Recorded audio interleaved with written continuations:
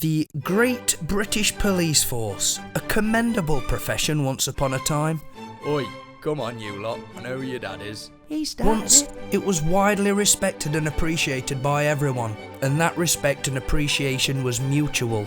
Children roamed the streets and fields till sundown, and the parents were confident that they'd be safe. These days, the police and communities have little to no confidence or respect for each other.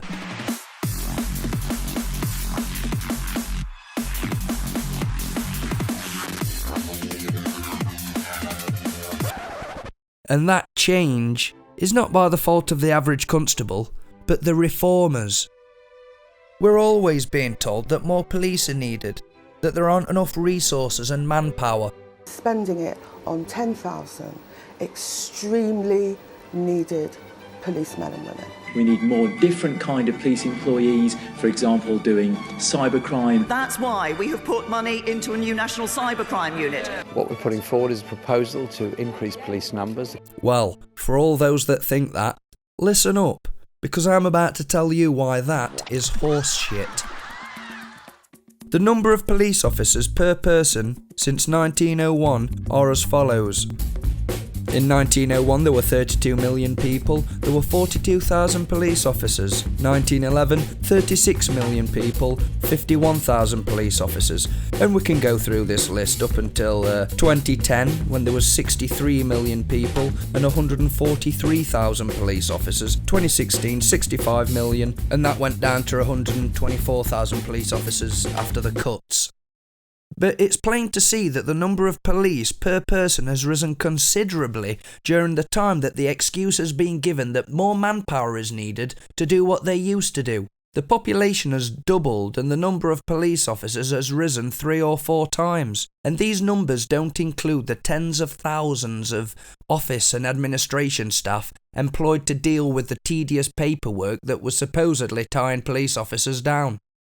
And the police over this time period has been relieved of many of its duties that are now in the hands of private security firms and local councils to enforce parking rules and check in shops and factories at night time. Why do you think you've got the right because you've got an L plate on here, you can park where you fucking like? I have the right, I was just picking someone up. I'm not finished fucking talking. The numbers of police have not only increased, they've been lavished with cash. Had many more tools and shiny toys, computers, high-tech equipment, better uniforms, helicopters, expensive vehicles and CCTV.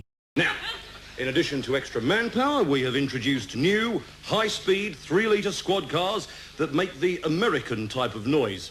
You know, the woo, woo, woo, woo, woo, woo, woo, woo, as opposed to the old na-na-na-na-na-na-na-na. And all of the social changes was apparently to make people more law-abiding. Yet the crime rate over this time period has increased like fuck. And crime has fallen to a record low.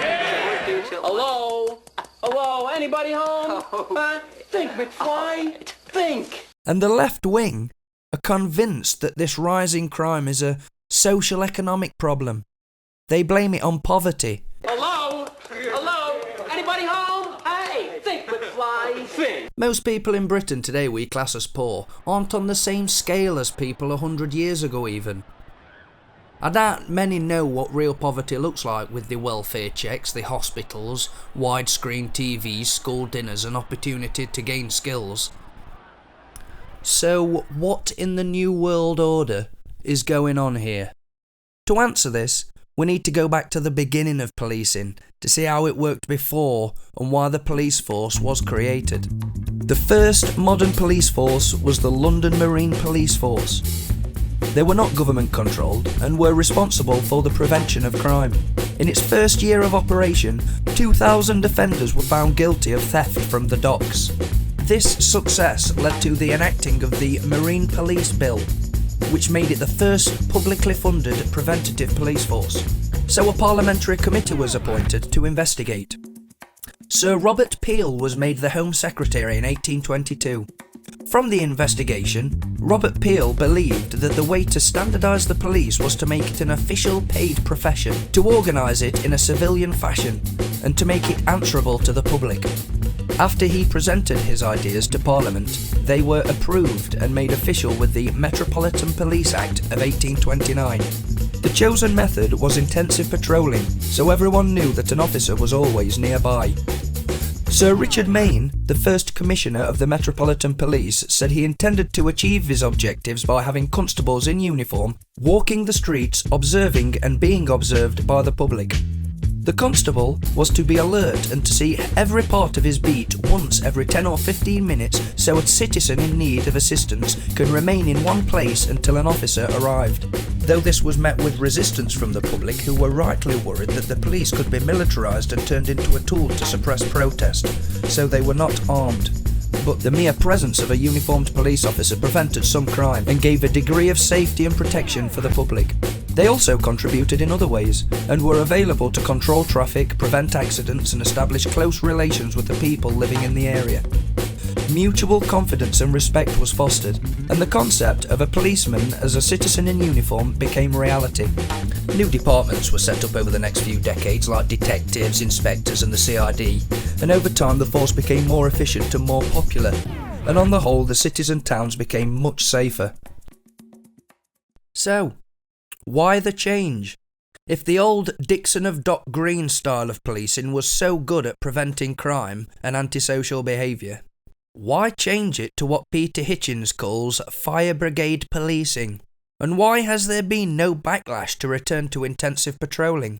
Well, the introduction of unit beat policing in 1966 and the retreat of the police from the streets sold to us on the pretense that unit beat policing in vehicles with radios, can respond and arrive faster, and also to meet the need to save on manpower, even though more manpower was needed to man the phones and keep records. By his presence, he prevents some crime. You can remove him from the beat for quite a time without there being an appreciable effect. One conspicuous patrol car will do the work of at least 5 uniform foot patrols when it comes to prevention. They ceased to be part of society and instead became part of the stream of traffic and acted like a fire brigade arriving after the fact. They then naturally paid more interest in the bad habits of motorists than those of pedestrians and public order. Hey, stressful job this. This change correlates with the direct rise in crime around this time. If the Peel method had been given the money, equipment, men and women that had been lavished on the failure of unit beat policing and CCTV cameras, the towns and cities would be in a very different state. The need to spend more time in the police station vastly increased after the creation of the Police and Criminal Evidence Act 1984. A bureaucratic tombstone placed on top of old-fashioned policing to prevent it from ever rising again. After making the arrest, you have to call up transport, then queue for space in the station custody suite with an average wait of 25 minutes. Then there's booking in and reading of rights again and logging of possessions, another 20 minutes. Then a solicitor must be found, a process that can take hours. If the suspect is drunk or injured, he must be seen by a forensic medical examiner who are not always available. If the suspect is a juvenile, an adult must be found who can accompany them. The suspect will be read his rights again in the presence of the adult. No medical evaluation can be taken unless the adult is there. The constable must write up the arrest according to the elaborate codes of practice in the Criminal Evidence Act of 1984, knowing that any error could rebound on him in a career-wrecking complaint. And the process is still not over. The case will again be seen by senior officers for their judgment of whether a caution is appropriate. About 5 hours of an officer's time can be taken up after making an arrest, which gives him a strong incentive to ignore minor crimes. There aren't enough 5 hours to arrest people who graffiti and vandalise bus stops. Another incentive to not arrest criminals, especially for petty crime, is the way they are dealt with by the soft approach of the judicial system and the prison service. It's common sense that the convicted criminal should suffer for their crime and be known to suffer. The 1877 Prison Commissioners Act was clear that one of the main points of the prison system was the effect it should have on those who have not yet committed crime, a point that nowadays has been completely forgotten. Prisoners must suffer, not just for their own good, but for the good of those who have not yet offended. The Prison Commission was a modernised version of an earlier remark made by a judge who told a condemned man, "You are sentenced to be hanged, not because you stole the horse, but in order to prevent others from stealing horses." Once in prison, offenders should long for release. Once released, they should wish never to go back, and should advise others to stay out. They should not have access to television or CD players, mobile phones, a pool table, or drugs. All liberties should be earned by good behaviours, manners, self-discipline and obedience. But, as per usual, the liberal reformers have continued to destroy any justice for victims of crime by making criminals victims themselves. What's wrong?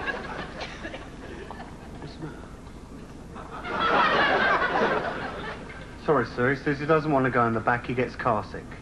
In the year 1900, the prison population was 17,435. In 2017, it is 85,975.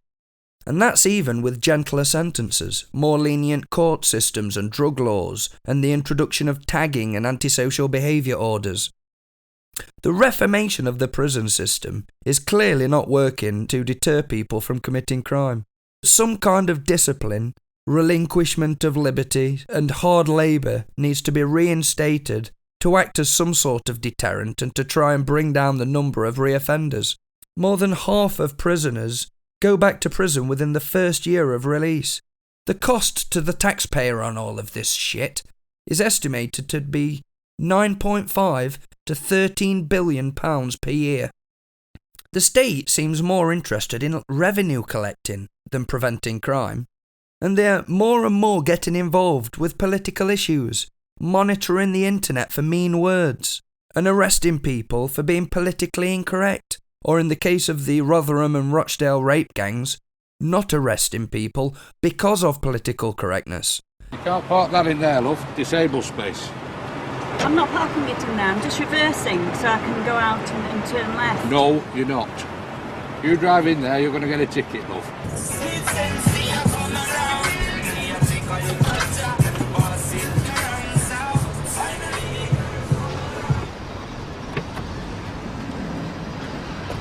You're going to be there long, mate? Couple of hours, mate. Right. Imagine the Peel system in Muslim communities with Muslim policemen. Not that one, because he looks dodgy. No, she's an American. Sikh. Well, it's going to have to be this lady, which will be a bit confusing. But I can't find a picture of a Muslim policeman, which is a sign of the problem. But the likelihood of rooting out an extremist is far, far greater. The best police intelligence comes from the communities. It currently costs around £2 million for 29 officers to monitor one suspected terrorist 24/7. There are currently over 3,500 being monitored. And the current use of the word civilian undermines the idea that the police are civilians. They now think of themselves as a special group higher on the social ladder to everyone else. I mean, this is why we need beats all day, every day, so the copper sees everyone every other day or at least once a week. This way, the police will know who the bad apples are and who's willing to inform them of wrongdoers. This is key. There are grassers out there who will help the police catch the knobheads. Knife crime and gang rapes are way up. So when someone says, we need more police, or the police need more resources, send them this video. And please subscribe to my channel. See me on Facebook and Twitter. I'll leave links in the description box. Peace, love and Gandhi.